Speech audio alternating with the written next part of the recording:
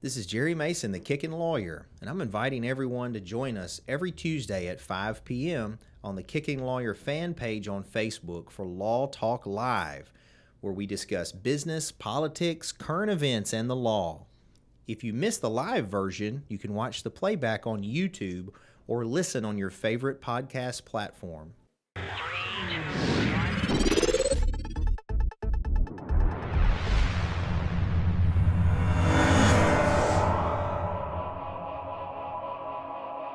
All right, Jerry Mason, Kickin Lawyer, and we're here for another Law Talk. Thank you guys for taking the time out of your day to watch us.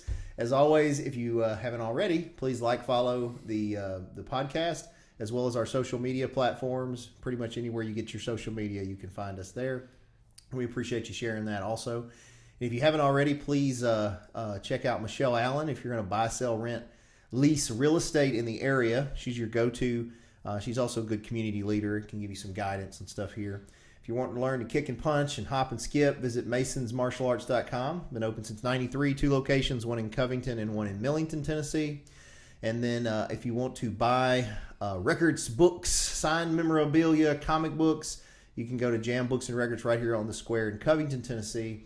We'd be glad to have your business. And then our new business this year is Holistic Healthcare and Hormones. My wife's a nurse practitioner, and then Dr. Laura Huffman and her work together to optimize your health. You can visit, I think it's holistichealthcare.com. I think it's right. And last but not least, if you want help with your online branding, social media marketing, commercials, videos, etc., just visit masonitemarketing.com. Now, my guest today is a friend of the show's who's been here in several capacities before, even with masks on. It's Mr. Dylan Scott. How you doing, Dylan? Doing all right. How are you? Good. And you were married to one of the most beautiful, wonderful women that we've ever met. How's Sarah doing? She's doing good. She's doing book signings more now, and she's got the different partnership with that publishing place, and she's doing really good right now, both physically and mentally. That's great. So, y'all are, I guess, doing great together and everything. Oh yeah, it's almost our second year of owning a house together, so nice. This has been very fun, and we have mowers now, and we're adults. Yeah, you got to do all the adult stuff. That sucks. Yeah, I've got a guy finally that cuts my grass. And it ends up probably saving me more money because I would always buy the crappy lawnmower, and then it would literally last maybe 3 or 4 cuttings, and I'm not handy, so right. I couldn't fix anything. See, I'm blessed because, I think we're all blessed because we have the internet, and I can look up every single review for everything that ever existed. And I was debating what kind of mower to get at first. We thought about, because most Lowe's and Home Depot right now, they only have battery-powered mowers, the push ones, and we looked at them and was like, is this worth it? Is this going to actually cut anything? So we looked it up, and we got a Cobalt push behind mower, and it actually does pretty good, but it lasts not that long for the size of the yard that we have. But we did end up getting the actual gas powered ride-on mower, so that does most of the work right there. So sorry, environment, but it does. Yeah. Well, I'm so old school. Like, if I don't have that gas smell, I don't think you're cutting grass.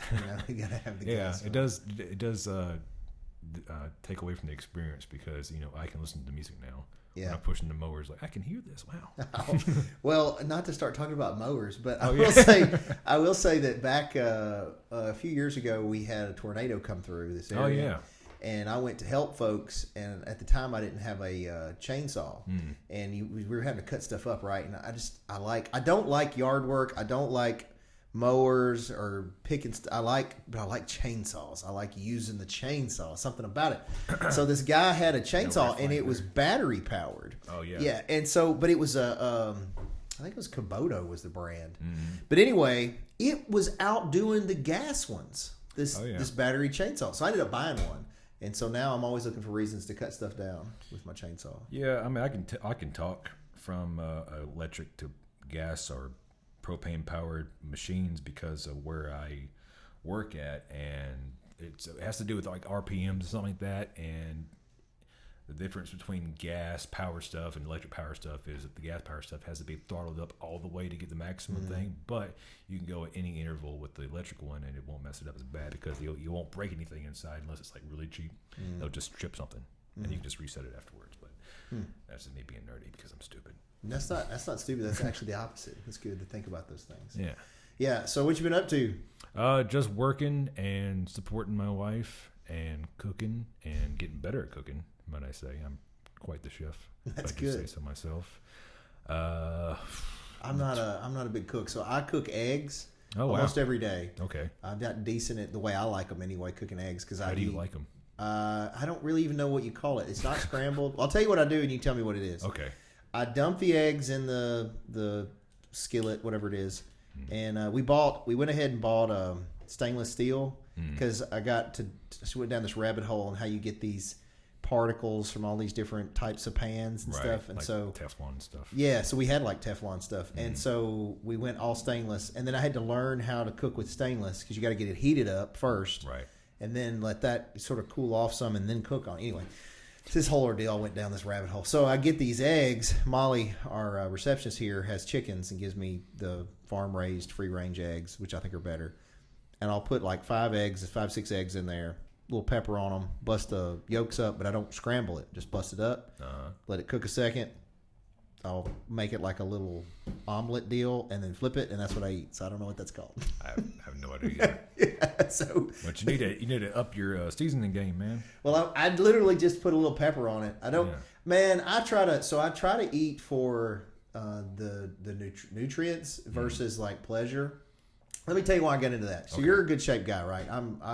Josh and I have terrible genetics, and we easily get fat, and it's just a reality. So back when my mother-in-law broke her whole left side 5-6 years ago. Her whole left side. Yeah, literally, she's like standing there, fell down, broke her whole left side. Like broke her ankle, her knee, I think her femur, her wrist, her shoulder. Jeez. Literally all on the left side. Well, her husband, my wife's father, was working and just wasn't where he could take care of her. And so we literally moved her in the house. We bought a hospital bed for her. And bless her heart. She never watches this stuff, so I can probably talk about it. But so she was there 24/7 in the house. And so I didn't have any alone time for me, right? So what I started doing was I would just try to eat quick, get whatever was going to eat for nutrition. And I was trying to disassociate the pleasure of eating in my head, because a lot of people, for our family at least, I know my father, a lot of his pleasure was he gets whatever he was eating, and the problem for that is he would look forward to that. The whole world centered around what was he going to eat, this pleasurable food, you know. Right.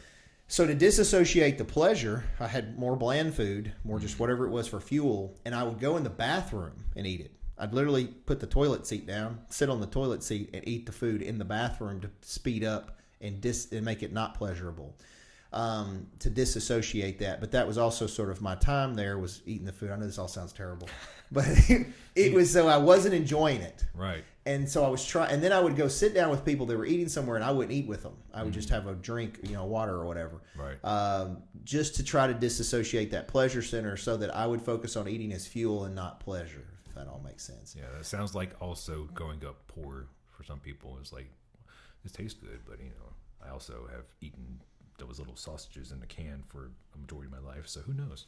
Yeah, no, I ate the same stuff. But anyway, now I don't really over season the stuff. I don't care. It doesn't matter I had some freezer burned steak the other day that was terrible. I ate it anyway, just because it was. You don't want it to go to waste. Exactly. I mean, we got a whole freezer full of stuff, and Yeah, but you can revive just about anything with enough butter and garlic powder, I think. Yeah, you probably can. I'm just not going to take the time to do it, and I'm fine with it. Now, my wife is more like you on that. She wants it to be flavorful, and she'll take the time to make a great meal, and that's good. Well, I know from experience, and you're also into fitness and whatnot, that a lot of seasonings out there are 0 calories as it is. The only issue you have to worry about is the sodium in a lot of things, and garlic powder and other things like that I found are pretty decent as far as like giving your bland chicken some zang. Sure. Because there's also hot sauce, which is not as great as some of the other seasonings, but for a while I was just getting chicken breasts and shredding it up, no seasoning whatsoever, and then I would just douse it in like red pepper flakes, cumin, and chili powder, and a little bit of hot sauce, and just throw it all together with my black beans and just eat it like that. And my wife just would put hot sauce, and that's it. So yeah, it's entirely possible to eat good, but with some flavor. Yeah, I agree. My point was with me, I don't care. Right. Yeah, I'm trying to not enjoy it because if I enjoy it, I'll eat more of it. And I was telling the last guy I had talked with, I usually eat carnivore diet, which is, and I'm it's carnivore-ish. I pretty much strictly eat meat, eggs, maybe cheese, but I will cheat. In the last 2 weeks, I've cheated every day. And I can tell I've gained like 3 pounds from just eating. If I eat a carb, I gain weight. Oh, wow. Like it's immediate. It's just genes or age. I think it's a little of both, but I think it's more genes. I've always had that struggle. When I was even in my 20s, I didn't know it at the time, but when I was in my 20s, if I ate carbs in any volume, I get inflammation. I get eczema on my hands that acts up. I get problems in my stomach. It's just I'm just not designed for carbohydrates. Yeah, well, I think maybe if you went to a different country, there'd probably be a different situation because Could all be. the stuff is in the carbohydrates we have here. No, I agree. Yeah, I agree with you there. I think that, and that some of that may be changing with some of the new regs coming through. Yeah. But we'll see how that works. Let's see how that works. But yeah, no, I agree that if I had pasta in Italy, it would probably not be as a problem for me as pasta is over here. Carbohydrates used to be. I don't know how it is now, but back in the day of like the Jay Cutlers and bodybuilding world, and they would just like douse their guts with pasta upon pasta. And Ronnie Coleman, they don't have that big old guts out here full of pasta and carbohydrates. They still do. They still. I mean, most of them still eat. You don't find many carnivore bodybuilders. Yeah, I honestly do it more for my own health. It's just better for me. I can control my weight better. I can tell inflammation goes down. I honestly think it's not so much that I'm eating carnivore. I think it's an elimination diet. It's because I'm eating the carnivore. I'm not eating the other stuff, the processed stuff. Right, which is I've done some research into carnivore and the low carb and the keto stuff, and I've noticed that when people do the carnivore diet, they get into a state of ketosis, and it doesn't feel like they are in that state because usually you fast to get to that state, and it's miserable. Yeah. But with the carnivore diet, the worst I've seen is people get like constipated pretty bad. Yeah, I haven't had that problem. I can tell when I'm on it and when I'm in ketosis because I have good movements. Right. Everything's better for me. That's good. I think some of it goes to blood type too. I'm O positive. Oh, me too. And there was it's surprising you're not craving more meat then. I am craving meat like every day, but it's a pricey thing to crave. No, you're not wrong. I mean, there's ways around it though. Like as an example, you can buy one of those pre-cooked chickens at Walmart or Kroger or wherever. I do all my shopping at Aldi. Okay, at Aldi I may have them occasionally. We have an Aldi in Millington, but that's 30 minutes for us, so we typically don't go there. Okay. We usually go to Nafee's, which is a local place here, or Walmart. But anyway, they'll have those hens for like $8, and they're pre-cooked, and it's a full chicken, and you could cut the chicken off of it, and you got maybe even 3 servings if you wanted to divide it out. Nice. Now I'll eat a whole chicken alone, by myself, but I'm 240, and as long as I'm just eating the chicken, I'm fine. The problem I get into is when I add the carbs in there, it messes me up. Everybody's different though. Yeah, we're talking about fitness journey. It's funny because like when I first met my wife, I was 160 pounds. And I wasn't working out. The heaviest I've been, which was like I think 3 weeks ago, was 220, and now I'm back down to 213. You're taller than me though. How tall are you? I'm 5'11" and a half. Oh, so we're right around the same height. The half is very important. Well, I agree. I was 5'11", but with this power lift in the last year or two, I'm shorter. I've lost like an inch to half an inch to an inch. Spinal compression is no joke. Yeah, that's why I bought that big reverse hyper machine because it's supposed to help decompress your spine. But I don't care. I'm fixing to be a granddad. I don't care. It's fine. I just want to. You'll still be taller than them, so it doesn't that's right. As long as I'm the strongest granddad. Right. I told my son, who's he and his wife were pregnant, Austin. And I was joking with him. I was like, my goal is that when the kids are in the school playground and they're arguing over whose dad can beat up whose daddy, they're like, well, my granddaddy can beat your daddy up. I want to be that daddy. That's good. Hey, another thing I was going to ask you about, though. I know you do the videos and the movies and stuff with Josh and with different like fan films and on like games and stuff. Are you a gamer at all yourself? That's a loaded term in my opinion because gamer implies that you have no life, in my humble opinion. Not necessarily. I play. So personally, even though I'm old, I play Apex Legends almost every night. Yeah, and it's a free game online, but I like it because it's monotonous. I play it, and it takes about 15 minutes if you make it to the end and win the round. but I enjoy it. And then I had played Fortnite even. What I did was my kids would get on a game, and I would want to, instead of them playing outside, that's what they were doing. And so I would get on a game to be able to play with them on like Xbox Live. And so we would go through phases. And by the time I got proficient in the game, they were going to another game. Right. And so finally I got sick of chasing them. They were on this Apex game, and I just stuck with Apex. I got so you. now Josh and Justin play. Well, Dylan's played Helldivers with me. They play that all the time. I got into Helldivers 2, to be exact. I never even heard the first one. Yeah, I never played it. But then I saw the platform of it, and I was like, wow, this is like Terminator meets Starship Troopers. Yeah. And I started playing it, and I got addicted to it because, one, it was not enough there initially as launch because it was kind of bare bones, and there's more stuff being added that made me get more intrigued into it. But at the same time, it can be kind of monotonous just trying to level up. Like once you've killed everything, you feel like you're just like, okay, what is next? So, and I'm not really that good at games in general. Like I'm struggling right now playing Devil May Cry 3 again, trying to beat it, and I'm slow to every new game out there. So eventually, when it comes out after being $20 off on sale after 3 years after its first release, I'll probably get the game. Yeah, I'm the same way. I don't like paying those. So I was looking at maybe playing what is the cowboy one? Red Dead Redemption? Yeah. I never played the original one. Okay. So I mean, it's like, I don't know, $10-15 probably. So I might consider. I played that on the Xbox 360 back then. I just have limited time, and so at night, usually around 11:15ish, my wife decides to go to bed. And typically from 11:15ish to midnight, maybe 12:15, I have that hour where I'll just veg out, watch whatever I want to watch, play the game, whatever. That's it. And so I like something mind-numbing like Apex, which is, it's the same premise every time you launch in. Have you ever played Apex? I've never, no. So it's kind of like Fortnite and Call of Duty. Probably more like Call of Duty Advanced Warfare. The gameplay is like advanced because you can slide and you have different.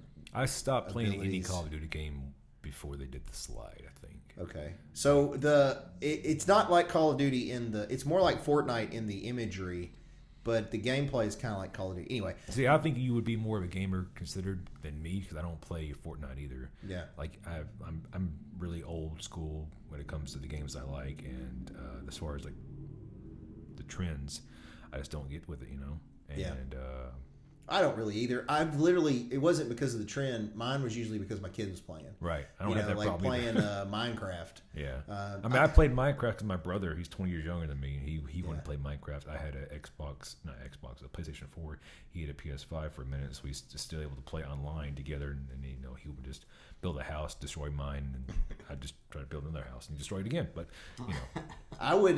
We had this realm that one of my kids had created. That was him and the brothers and sister and all his friends, and I was in it. And they were all building their houses. And what I did is I spent days of time collecting diamonds, like mining way down, getting all these diamonds that take forever to get. Yeah. And then I hid them in this secret room in this treasure chest. It was like 400 diamonds, like literally took forever to get. And then I created a scavenger hunt. This took days to do. Put them signs up with clues. And so then I sent them to the first clue, and they stumbled across the 12th clue and then found the diamonds in 15 minutes. and I was just so disheartened. You can make an entire universe for that thing, but I don't have the time or patience for that. Did you see the Minecraft movie?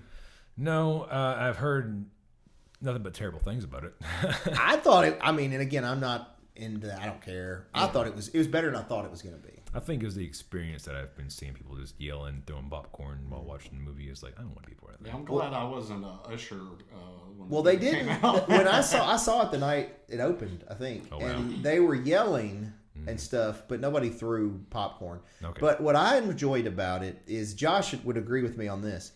I like the movie experience. Yeah, I do too. It was so expensive. And not a lot of the new kids, younger kids, I was fearful that whole experience was going to die down and go away because they're watching everything at home, or also attention spans are starting to shorten, so a lot of kids don't want to sit there and watch an hour and a half. But I liked seeing these young kids excited about a movie. That I liked seeing. So they were definitely there to experience that, and I thought that was cool. Yeah. I mean, I think it is kind of dying though, because I think the first thing I think about when I think about the movie industry and what's dying is drive-ins, and I don't think it started with the streaming services. I think it was just people don't know how to behave at a drive-in no more, and that's what's sad. Yeah. Well, but there's certain activities that you're supposed to be focused on at a drive-in. Yeah, I never had that problem. I went to drive-ins. I remember it, not as a teenager, but as a little kid. Like I saw Predator at a drive-in. The drive-in in Millington. It was a double header. I remember. I was with my mom and dad and saw it was Predator, and I forget the other movie. I remember Predator vividly though, because I was probably like 7 or 8, and it was scary. I remember being scared of it, and now it's like my favorite movie. The first movie I saw in the drive-in was actually Freddy vs. Jason. So that's kind of scary movie to see, especially as a kid. Yeah, because so you do a lot of cosplay still, and I've taken a break. I think, in my opinion, I've got like 6 projects that I've not like finished yet. I'm an adult now, and I have to like do things. You have to do adult things. Yeah, and then I come home, I'm covered in grease. Like I'm only clean now because I scrubbed myself with like workers stuff to get all the stuff off, so it looked somewhat decent for this podcast. Well, I appreciate that. Yeah, I don't want you to upstage me or anything like that. Well, I got a big Deborah shirt on, so I don't think you got to worry. I was wearing a high-vis t-shirt like 2 minutes ago. Just changing into this because it's buttoned up. It's really fast and easy. But what I learned is do not try on a shirt the day before, don't try on a shirt that you're going to wear the next day, like 5 minutes after your workout, because I put it on, and I had this thing like halfway off, trying to get it back off, and I can't get it off. Like, babe, can you help me out real quick? She just like pull it off of me because I guess I had like a weird little forearm pump or something. And like I was sweating too and just clinging to me. No, yeah, I have that problem with my suits.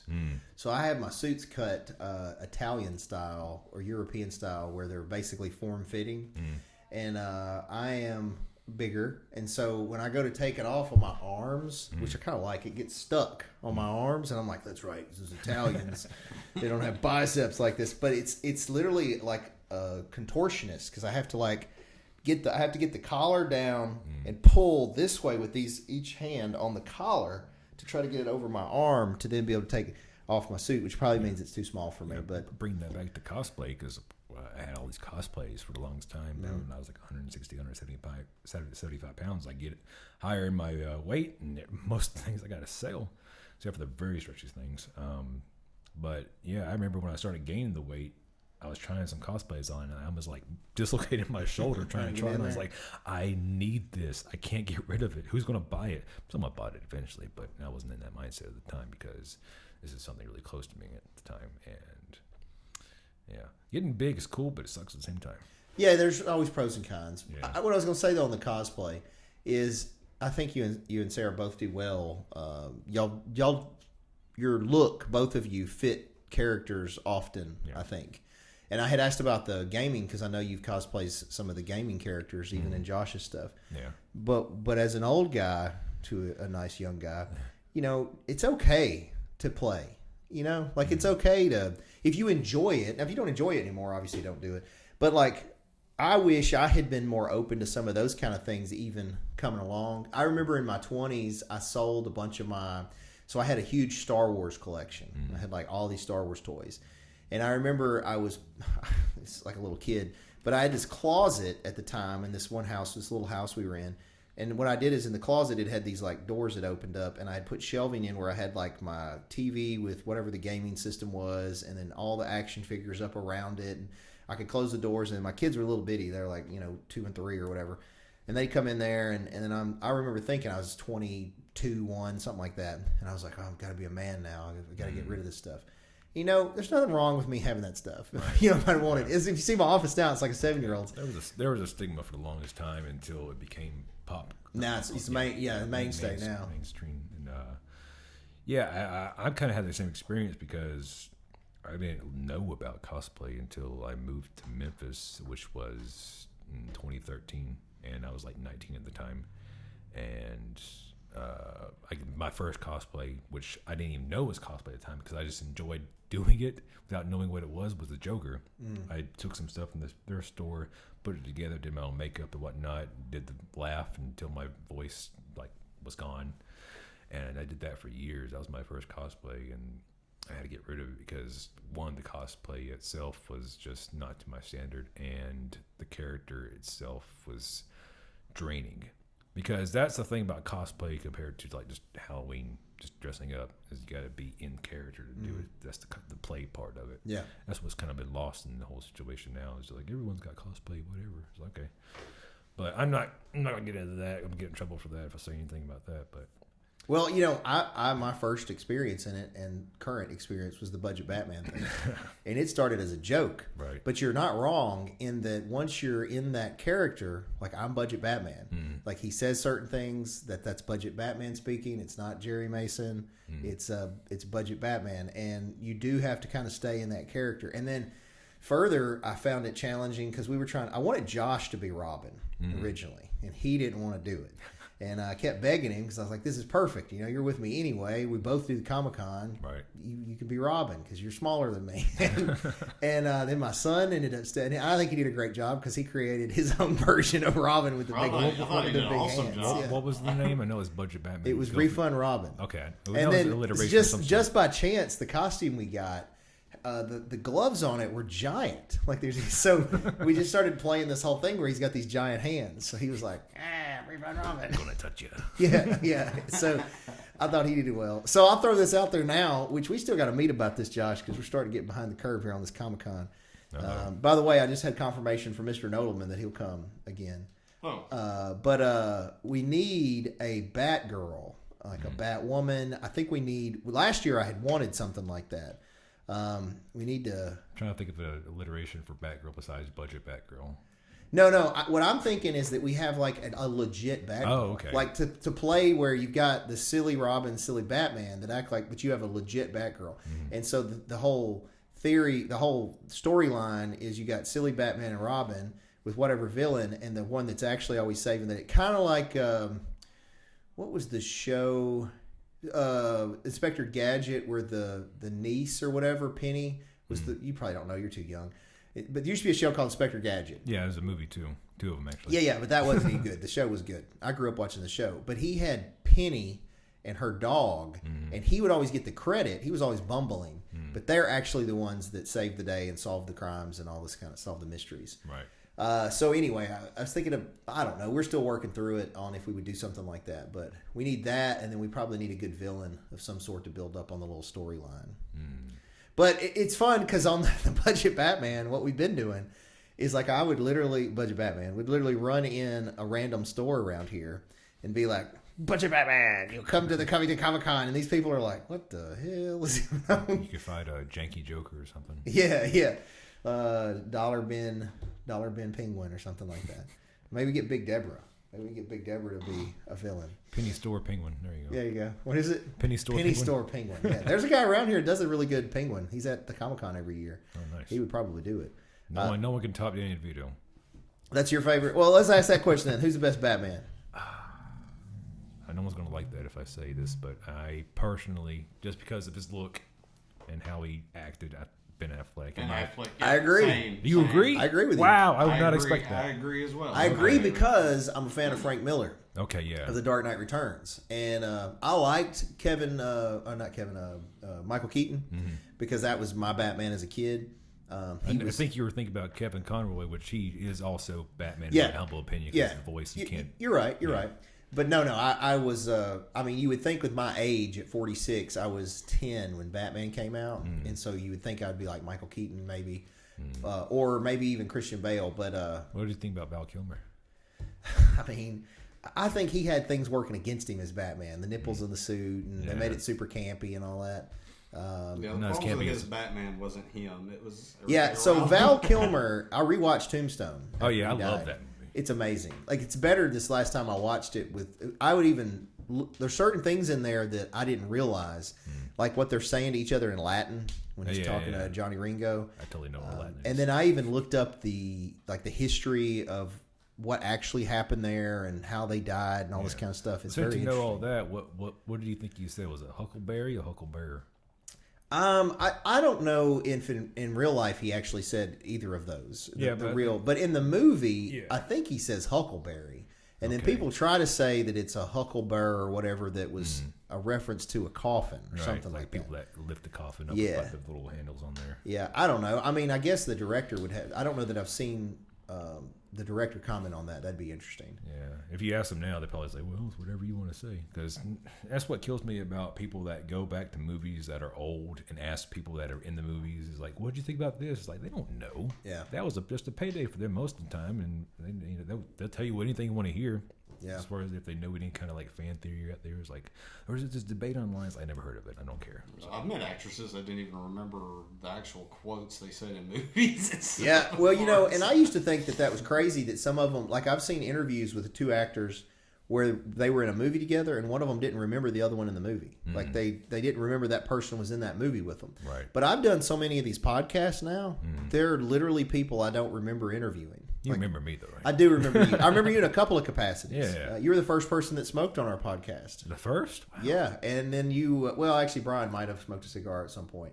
And then you'd been on in costume too before. Yeah. So no, yeah, I remembered you. But that's memorable though, you know. Right. I'm a memorable and not to mean that any other guest wasn't memorable, but like I've done. How many of these have we done, Josh? This is 176, I think. Yeah. So that's a lot over several years, and so I really struggle to remember that I even interviewed them. Nothing wrong with that. Yeah. And I do so much prep for these. So much prep for these interviews. I'm gonna smell this whiskey real quick. Well, I brought it because I didn't know if you. That's all I had left. Now that's actually not a bourbon. Yeah. It is a whiskey because it's been filtered through. What is it? Rum barrels on the. It says on there. It says port barrels. Port barrels. That's what it is. So that technically adds something to it, and it makes it not a bourbon anymore. Okay. So it's a whiskey. Yeah. I mean. It's stupid, but back when I was all into the whiskeys, that was always a big thing. If it's port barrel finished or rum barrel finished or something like that, that technically adds something to the whiskey, breaks the rules of bourbon. It's not a bourbon anymore. It's a whiskey. It seems to be a man thing. Everyone goes through their whiskey phase at least once in their life. I've already gone through mine and whatnot. Josh, have you ever gone through a whiskey phase? No, and you like fruity drinks? I just go through the fruity drink phase. Yeah, Dylan. Josh will do a fruity. Was drink. looking at my fruity drink that I had when I had dinner with him. It was a whole watermelon inside of a glass. Yeah, Josh is interesting on that stuff. Yeah, I will say, he only does water usually. Yeah, and that's impressive to me because I'm addicted to caffeine.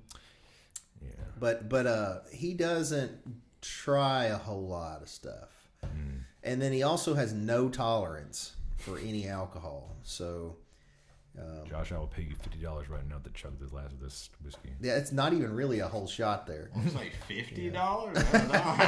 You better be careful. I might do it. Yes, I was telling him before here because I thought you might want something. Normally, I have a whole lot of bourbon here. Right. I don't have any bourbon. This is literally the last of what I got. And I even went in the back to look and see if we had any rat hold anywhere, and we don't have any because once I left the restaurant. The last several months, especially, I don't. I'm sort of more of a social drinker, right? And so I'm not around folks that are doing it all. Now, I do occasionally have at our bookstore what we call book club, and that's where twice a month guys get together and you're welcome to join us someday, and we try various bourbons. I am excited though. We have a new distillery opening here in Covington. There's a guy opening a distillery, 797 Distillery. He's gotten all the permits are done. His name's Darren Cheney, real nice fella, and I'm excited. That'll be, walking distance from here where you can go. Very nice. Maybe you can do like a taste test one day or testing. Yeah, I've already offered to do some of his like bachelor parties and stuff for free. Wow. Because I'm a certified executive bourbon steward. It's like a whiskey sommelier. Wow. I know it's all stupid, but I was, when I say I was into it, brother, I was into it. Yeah, I went to Kentucky and got certified and all this stuff. I was the only one in the class that was able to 100% identify all of the bourbons by smell. Well, you need to put that on a resume. Sure. You're an alcoholic. Is what you're saying. But I told the guy I'm so excited for him that I would like to just come do his stuff and I don't have to get paid. I just want to be around it. So I enjoy it. But you're right. You were talking about how men go through their whiskey phase. And there's some kind of phase like that. I went through that. I went through a watch phase. I've been through all those different little phases. Yeah. So. I think I want to start wearing watches now just because they make my forearms look a little bit bigger. Yeah, It's got you got a nice sized wrist over there. It's nice. I mean, when I was growing up, I always had to take 6 links out of every single one. I got a Rolex I'll sell you, Dylan. Josh said he's got that one that turned his wrist green. Yeah, I got that Rolex turned my wrist green. I'll sell it to you for like $5. We were in Mexico and Josh was trying to barter and get all these different fake Rolexes. Yeah, I got a bunch of fake Rolexes. Yeah. Nice. Yeah, I bought a couple. Hey, sometimes there's nothing wrong with fake stuff. No one knows. Hey, they fooled Mark Meeker. He was looking at it one day and he was like, "Hey, you like your Rolex, Josh?" What difference does it make, really? Exactly. What difference does it make? I feel bad. I was going to do some videos on this on my TikTok. Actually, Josh can remind me because I had somebody comment about because I got this huge watch collection now, and when I got it, I was being real superficial. When I first started to get some little level of success, because I used to be broke, like. My car was repoed 3 times. Like, oh, wow. People don't realize that I was broke. I was not from money, didn't have money, and so busted my ass as an attorney to try to not be broke. Anyway, when I first started to get some level of success, I thought that I needed to show that success, right. With my cars or my watches or my suits or whatever it was. Kind of how it's marketed. I have people want to know. Now it was. You're right. Well, that's because what I regret about it is. It sent the wrong message. First of all, that stuff doesn't matter. Right. Like, it really doesn't. And then the people that might be impressed by it aren't the people you really need to be worried about anyway. And it's not a real sign of success. So, I just don't. That's why I just wear whatever now. I still wear watches and stuff some because it serves a purpose in court. I have found that if I am dressed more professionally and look more like a winner, that I do better, believe it or not, in court. Yeah. And I get better results. And I think it's just a sales thing. But in general life, I think I sent the wrong message, making people think that you should focus on material things and you shouldn't. Yeah, it seems to be like it's getting worse every year for people that don't even have money.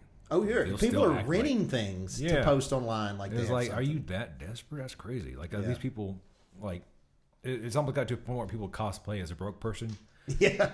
And they'll have, like, this beanie that if you look it up is like $70. Like, I never would pay $70 for a beanie.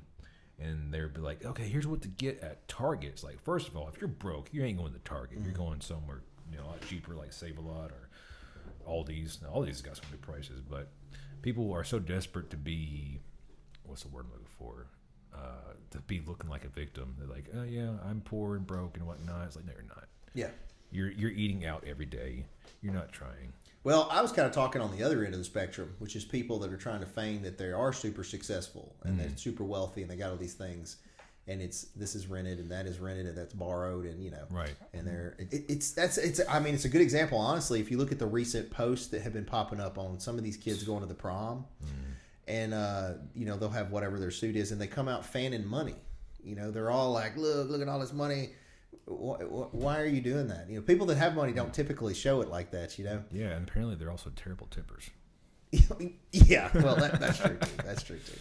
That's usually the way it goes. They say that millionaires are sometimes some of the rudest people as far as customers, but billionaires and nice. The billionaires are nice because they ain't got nothing to prove. They got nothing, Right. I don't know. It's different phases that you go through. I guess so. I don't know that problem, but I don't have that problem either. Either one, either M's or B's. Yeah.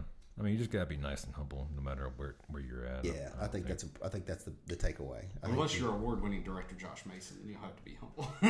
Well, so that's why I initially had asked him about the gaming. Is I was curious on what he thought. Some of the I rewatched Assassin's Creed the movie the other night. Oh God, I totally forgot that existed. Now I got a drink. Yeah, yeah. No, I watched it again. And I wasn't super familiar with the game. And then there was the other game movie that just came out with Tom Holland. Uncharted. I watched it. Yeah, there's another thing. You're watching like the you're watching the worst stuff. Yeah, you're watching the worst. I was just curious what y'all thought was the best gaming movie. Because you heard Minecraft. No one's gonna like my answer, but it's Sonic the Hedgehog. Really? I haven't seen the Sonic the Hedgehog. Okay, I mean, it might not be the best movie as far as like where it came from is like game wise, because you're not like running around for 3 hours in a movie, but as a movie that's based on a game, I think it's pretty good. I mean, I am 31 years old and it's probably marketed towards kids, but I liked it. And the third one with Keanu Reeves is pretty cool because Shadow the Hedgehog, I played that game when I was little for like hours hours into midnight, going around on a motorcycle shooting people. So that was fun. What game with Keanu Reeves? Oh no, he voiced Shadow the Hedgehog in the movie. The third one. I didn't realize that. Yeah, he's the voice of Shadow. I think the voice actor for Shadow in one of the games was the same dude that did Sephiroth in Final Fantasy at one time, because everyone's got so many different renditions and different voice actors, so it's kind of hard to keep up. I liked Mortal Kombat. Don't tell me which one. I don't want to know. I honestly liked them all. Oh no, I did. For what they were. It's a guilty pleasure of mine, and my wife likes it a lot. But just like the first original, the original one's great. Yeah, the original one from the '90s. Yeah, especially they even the second one they made, the what is it, Annihilation? Was that the second? Yeah, one? Annihilation. The soundtrack was great. Like, I had the soundtrack; it was good. Yeah, I mean the song, you can't beat the song. Oh man, I used to work out to the soundtrack.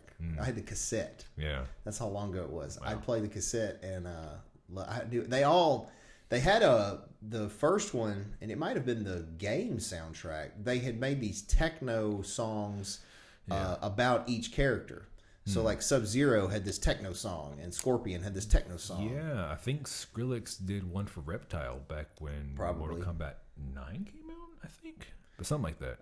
But I was, always big into the martial arts stuff, and then loved that game, and so the movies I liked. I liked the Street Fighter, the one that had Jean-Claude Van Damme playing Guile. Yeah, that's totally what I would have done. I would have totally hired him to be that guy. It was interesting that was the lead character. It's funny you said that, because I'm not sure if you're aware that Johnny Cage is based off of Jean-Claude. Yeah, no, I didn't know that. Yeah, it's interesting. Yeah, because they even made him a skin in the recent game that he's Jean-Claude Van Damme playing Johnny Cage, voiced by Jean-Claude Van Damme.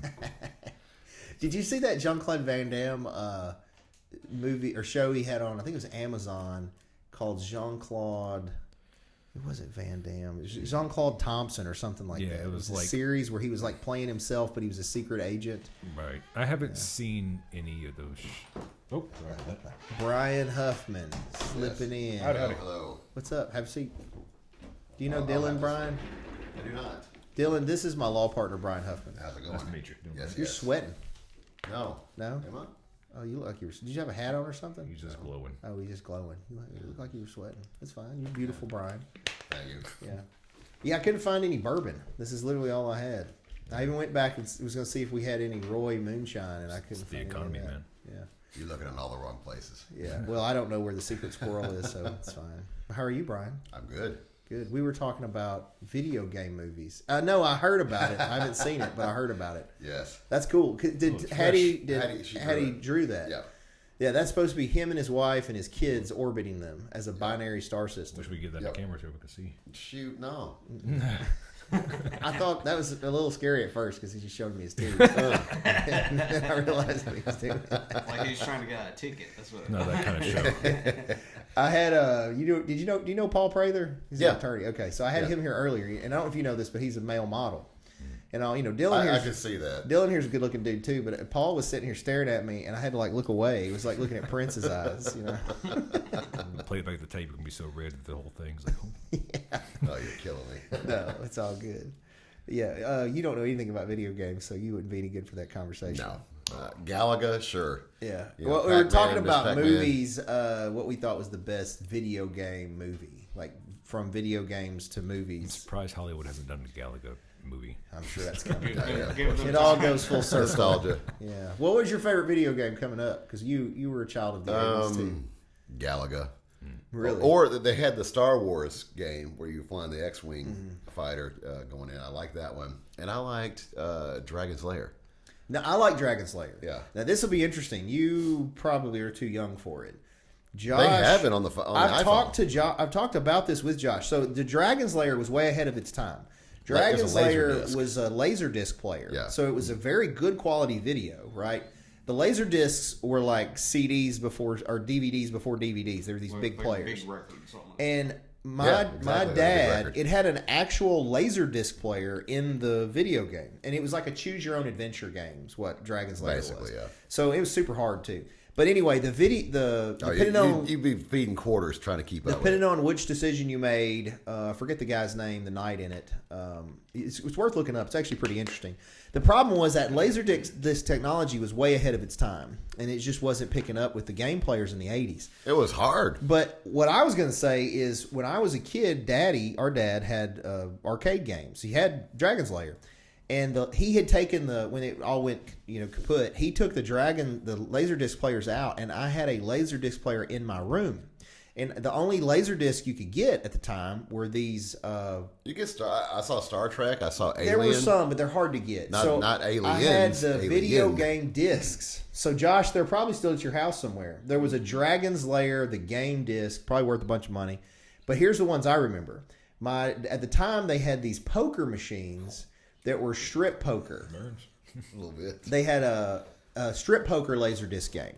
And so as you won, the girl on the video game would strip, right? So I remember that. I don't think I've ever told anybody this. Yeah, I remember had that. hidden in my room that Laserdisc. Oh, no. Because I could play that Laserdisc. And she'd take her clothes off. Yeah. And she got naked, too. Oh, straight up got naked. completely naked. I forgot about that one. Yeah, they had them. And I had the disc. Did it have a rating on it? No. This was this is back before any of that stuff. It's like 84. Yeah. Oh, and the girls in it were straight up like drug addict.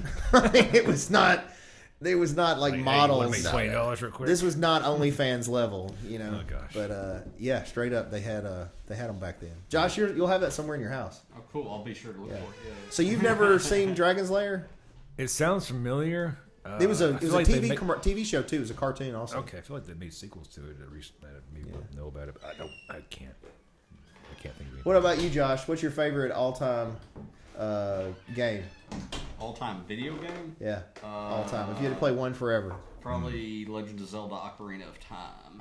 It's probably Legend of Zelda. Nintendo 64. Nintendo 64. Can it be? I liked Outlaw, which was an Atari 2600 video game. So it's like 2-bit. Yeah, pretty much. It's 8-bit. Okay. It's straight up 8-bit. You could. It was so expensive back in the day, because the 2600 came out. But the first thing before that was Pong. Remember, you could plug it into the back of the TV, and you had the little slider thing, just a little joystick. Now, all those games you can just buy one joystick, and it's got all the games on it. Or they're just right here. Yeah, that's what I'm saying. Like the app. Yeah, but you don't have the. I know you're not a gamer, but if you had to pick one game that you had to play forever, can it be a series or just one? I don't game? care, just whatever game. The Resident Evil series. Okay, then you've cosplayed that character too. Yeah. You were in the one Josh did. I only cosplay characters from games I like. I got you. Yeah. But you also, don't know what that is, it's do you? probably like the top 20. What, that cosplay Devil or May Resident Cry. Evil? So talking about Resident Evil, did you watch any of? Is that Mila Jovovich in it? Yeah, unfortunately, yeah. I don't know. That's unfortunate. The 6 ones. I was going to ask you, did you watch this? Was it End of Us, Last of Us? The Last of Us. The Last of Us. I've never played the I video never game. played it. No, or not the watched it. movie. Well, it is a game. Yes, That's right. a game. But it's the show with I Pascal now. I never played No, it he's or gone. watched it. So, You're ruining it for everybody. Spoiler alert. I mean, I people was know gonna for ask the if past. you It's in the game. If you played the I game, didn't you play know the it. game. It was a big controversy because everyone's like crapped on the second game because of that same thing. It's The like, exact same thing, yeah. I just wondered if you've seen the show. I have not, but The show's pretty good. okay. No, the first season of the show is very good. They ruined it with. I've not watched season 2, so I can't really say. Oh, he's talking about them ruining it. Yeah, no, but I've played Last of Us 1 and 2, the games, all the way through. It was set to and fail from the beginning. The moment you kill his you kill his character, you destroy the entire dynamic that makes It's all over the internet, the game man. work. Yeah, nah. If you turn on the internet, it's on there because they're all like, you killed him off. I'm current on that show, and it's still good. Shockingly, It's kind of like Walking Dead when they were gotten rid of Rick Grimes, and it just kind of dropped from there. I don't. Yeah, but then they found out, oh crap, we need to bring him back. So Yeah. they did bring him back. Exactly. You can't do that now because he's dead. Yeah. Well, I haven't watched the rest of that one either, because they had flown him off at that one season in Walking Dead because I think he was gonna go make a Walking Dead movie or something. And that's not what I heard. I heard he was just tired. I heard he was rough to work with. I That's didn't what a know lot of that. folks said he was difficult to get along with. I didn't know he had an accent. You didn't know he was? What is he, British? I don't know. They're all British. He's British or Australian or something like Yeah, that. he's British and he's doing the American accent in the show. Right. Yeah. Which apparently the easiest accent to do is like Southern accent. Yeah. Well, and shockingly, the way the Southern dialect is the way that the original colonists spoke. The English spoke the way we speak, and I've heard that, and it developed because it stayed the way the Southerners spoke because of the regional, travel and everything like that. It became a regional dialect, and it became fancy for the Brits, upper class wealthy Brits to speak the way they speak now. I think they call it RP, regional pronunciation or something like that. It's RP, the way the British BBC broadcasters speak. It was like a fad that just kind of caught on amongst the wealthy folks, and then everybody, of course, wanted to speak like them. And so that's where their language changed. Ours stayed the same. And so same thing with, there was a big connection between New York and New Jersey with English or England, and that's how theirs kind of developed away from ours. And we didn't do a whole lot of traveling back in the day, so that's why ours stayed the same. I'll take the credit for y'all, though. That's universal right there. Are you from here? I'm from Tupelo. Tupelo, so you're Tupelo, Mississippi. Yeah. Itawamba Community College is down there. My aunt teaches there. She lives in Tupelo. Do you say Mississippi or do you say Mississippi? I never thought about it. I guess Mississippi. That's how I say it. I never How you think say about it? Mississippi. I say Mississippi, too, I think. But maybe that's a Tennessee thing. I think it's also, Must be. growing up in school, you have to say Mississippi by saying Mississippi. No. M-I, crooked letter, Yeah, I, that crooked too, letter, yeah, crooked letter, yeah. I. Yeah. Humpback, I. That's true. Humping back. There's so many different ways of doing it. Are you bringing sexy back, Jerry? So on a side note, I was going to ask you, on Sarah's book, she's got, male characters in Talking there. about Fritas, or how you say her name? This is her husband. Oh, okay. So there you go. In the book, she's Scott now. It's Oh. Frida Scott or however you say her. She's We a- always butcher her middle name or her original last name, maiden name. Her maiden name. Frides. Frides. Frides. Yeah, I always. I've never pronounced even her first name right. No, I mean, Josh I know. Sayra. It's got a Y And in then it. when everybody That's started very making country there. when everybody started making Sayra. fun of me for it, I intentionally started saying it worse just to point Sayra. out that she doesn't care either that I mispronounce it. What I was going to ask is, are you the inspiration for any of the characters in the book? No. She ain't gonna tell him that. So the way I remember her describing it to me, because she had a really rough draft of it, like papers that they're that thick on like notebook paper of the whole book that she had written on there, and the character was not based on me, but more so she has a type. There's the Dante from the movie, Dante from the game Devil May Cry, the remake, is more based off of his look, but I think she told me when she met me, she started tweaking some things to put more of my personality into one of the characters, and that's how that worked out, just to flesh them out more, but that's about it, really. Yeah, talking to these authors and stuff I talk to a lot, it's funny where they get inspiration for their stories, because typically it's from life. It's something that they've experienced or dealt with. Yeah, she's done that too. Yeah. She's got a bunch of things in there. Well, so I know that the new publisher redid the first book. Is the second book included in that? So technically, the first book that's coming out, that's out now, is just the first half of the original first book, and the so second they book split it up to make. I think she said something about that. Yeah, the narrative has changed slightly. Nothing like story wise has changed. It's just some things that are more fluid into the next book got added in. That was pretty much it. It's going to be a good book compared to the first one too. I mean, not compared to the first one. It's going to be a good book, even separate from the original. So it's how many book series is she looking at on it? she's looking at 5 at the moment. Okay. And her publisher wants to do 1 a year. So the second one, which is the second half of the first book, is going to be coming out for pre-order this month in May. Cool. So she doesn't know the date yet. So hopefully soon. Where do people go to find out about her book? Well, she'll be posting about it obviously on her little page, Sapphire Art, or our Facebook page. I believe you can find it on. I don't want to get in trouble for this. It was on Amazon for a minute, but Jumpmaster's publisher is the name of the publisher that we can get it from. I'm pretty sure you just type it into Google too, and Rise of Midnight. Don't put the Rise of Midnight. I did that on an accident one time. Didn't bring it up, but what was I gonna say? And if people are trying to follow you, find your stuff, where'd they go? Don't do that. But I have a very inactive Instagram that is, what is my name on there now? Psychotic Cosplays, and that's it. I suck at being online right now. I don't want to do anything online. Like, people will still call me up to do projects and stuff. Like, sure, I'll do it. And then I'll once it's out or I'm filming, I'll promote it a little bit, and then it'll just die. So you're not addicted to the social media? Like everybody else is what I mean? I have to catch myself sometimes. Like, I'll go to a rabbit hole sometimes, like especially a political one, and it makes me really, really sad. Which is your Instagram? Yeah. So mine's TikTok. I'll get stuck on it, but my algorithm is terrible. Like, if the feds ever got a hold of it, I'd be in trouble. They already do. Yeah, they already got it. Yeah. Cool. All right. Well, we've been going almost an hour here, so I was going to try to tie you up. I know, just time blows by, doesn't it? I got the bourbon. I got some things I got to plug, man. Go ahead, plug what you got. So for the past several years, I've been doing movies that I knew that have come out and stuff. There's this movie I'm really proud of that came out, I think, 2 years ago now. It was called. It was a Halloween fan film. Wish I could pull things up. It's hard to plug it if you don't know the name of it. Yeah, I don't know. My brain's gone crazy, but it's a Halloween fan fiction kind of thing. Yeah, it's a fan film. It's on YouTube right now. Let's see.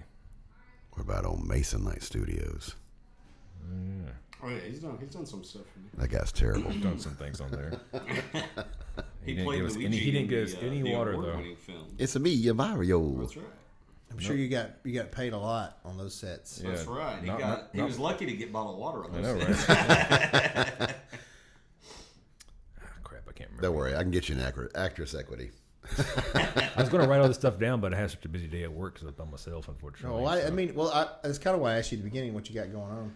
Yeah. So I wasn't trying to cut you off on it because I'm always about you guys sharing whatever you got. I feel bad because it's usually better to do it in the beginning. Because Jerry. Halloween, I always the am witching amazed hour. I tell you what, if you're still watching this, leave a comment so that I know you watched it, because I assume that most people watch like 10 minutes and then based off the analytics, analytics, they watch like the first few minutes and then it kind of dips yeah. after that. So I'll remember that next time. But yeah. The movie I was trying to say was Halloween, the Witching Hour. My mind just went completely blank.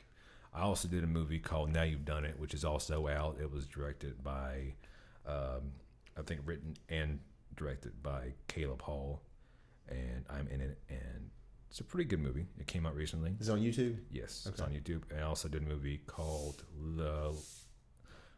Living something. I forget. I'm really terrible at this. I should have written this stuff down. I need a secretary. I know you work a lot, but the Ruffin Theater up here is actually doing really good productions now. Yeah. There's a lot of them, and they need more male actors too.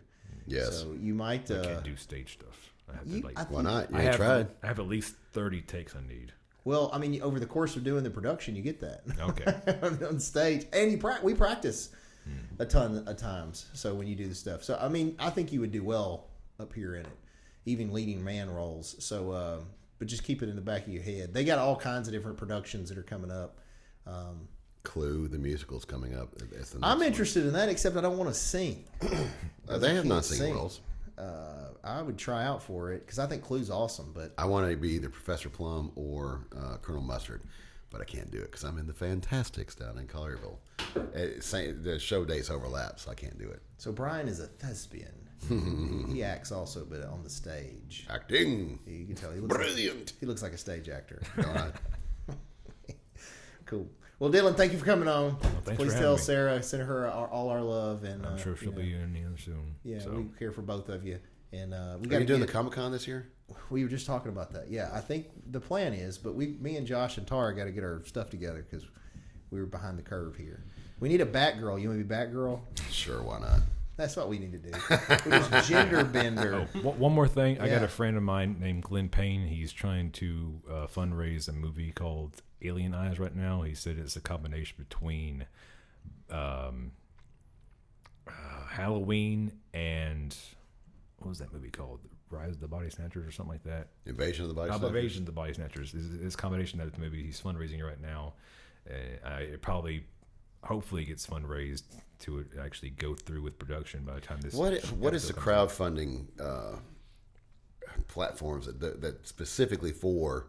I just got his email, so I don't know what the fundraising platform is. But there's like GoFundMe and Indiegogo. People use Kickstarter. That's it. Stuff like that. I don't know what he's using right now, but it's pretty interesting. One, because I like Halloween and I want to act more. So just throw that support out there for him and whatnot, and hopefully he can make another movie. But that's all I got. Cool. Well, I'm sure you got plenty more, but eventually Josh starts charging overtime if we're after 5. So, oh no, he's gonna get the big bucks. So anyway, thank you guys for watching. If you haven't, please like, subscribe, follow the podcast. We're on all social media platforms, wherever you get your podcasts at. Also, check us out on YouTube. If you haven't, please subscribe and follow on YouTube. Trying to get those numbers up a little bit. And then if you haven't, please make sure you check out Michelle Allen. If you're going to buy, sell, rent, lease real estate, she'd be glad to help you out. She's also a good community leader we have locally, friend of the show, so please check out Michelle Allen. If you're looking for any new hot release, oh no, that's the next one. If you want to kick people in the face, visit Mason's High Octane Martial Arts in Covington and in Millington. And multi-levels. Been open since 1993. That's the one if you want to buy the new hotness. We've even got Sarah's book in the store there at Jam Books and Records. Yes, you do. Located in Covington, off the square. If you buy records, even got a book club. Yeah, book club. And if you want to optimize your health, Dr. Laura and Madeline will help you at Holistic Healthcare and Hormones. You can check them out at holistichealthcare.com. I think Worst services ever. And then if you want to learn how to do social media or get a commercial and video with a drone, etc., just visit masonitemarketing.com. So hope you guys have a good rest of your week. Keep kicking.